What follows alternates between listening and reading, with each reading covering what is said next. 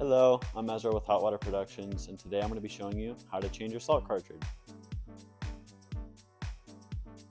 The salt cartridge, essentially what it is it's a conductive metal that goes down into the water. It's got two little prongs. Now as the salt water runs over it, it's putting electricity into the salt water, essentially cutting that sodium chloride molecule in half. So it's leaving a little bit of sodium and then also chloride or a chlorine gas in the water. That's going to be your sanitizer. So changing the cartridge out, super simple. So what we're going to do is just press this icon here that has the little water droplet, and you're going to go to the little icon that shows the little cartridge guy.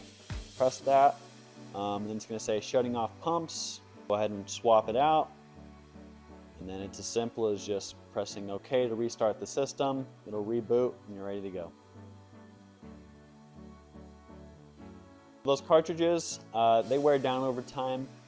They just lose their conductivity. So you have to replace them about every 4 months so they can keep producing chlorine for you.